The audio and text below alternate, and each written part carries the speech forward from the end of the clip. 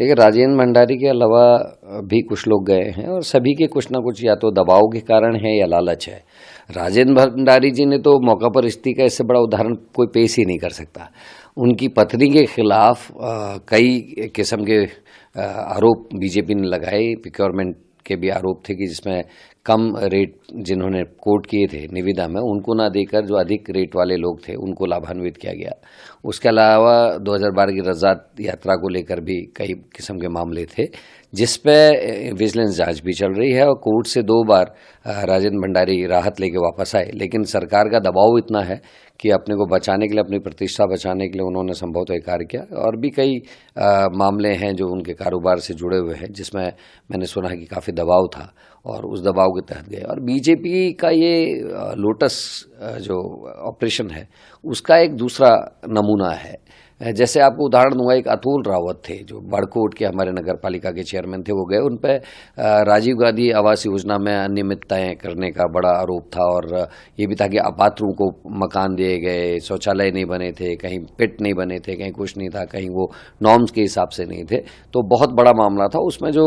2 लोग, असवाल जी और गौड़ साहब, 2 लोग जो आरोप लगाने वाले लोग थे, जब शासन ने उनके बीजेपी में जाने के बाद उस रिपोर्ट का दबाने की कोशिश की तो वो हाईकोर्ट गए और उच्च न्यायालय के निर्देश पर शासन को उनके ऊपर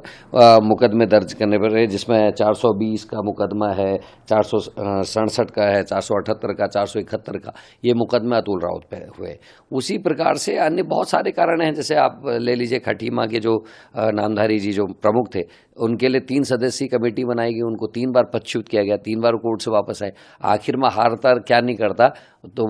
वो भी बीजेपी में चले गए। तो बीजेपी की जो वॉशिंग मशीन है उसमें सब लोग धुल धुल के पवित्र होने की कोशिश कर रहे हैं और इसका जनता जवाब देगी, क्योंकि जनता के सामने हम इन सारी चीज़ों को लेके जाएंगे, चाहे वो राजेंद्र भंडारी के विषय हो, चाहे वो अतुल रावत के विषय हो, चाहे वो नामधारी जी का विषय हो, चाहे वो जो चौबटा खाल से हमारे प्रत्याशी रहे पहले केसर सिंह जी, उनका मामला 65 लाख रुपए की एक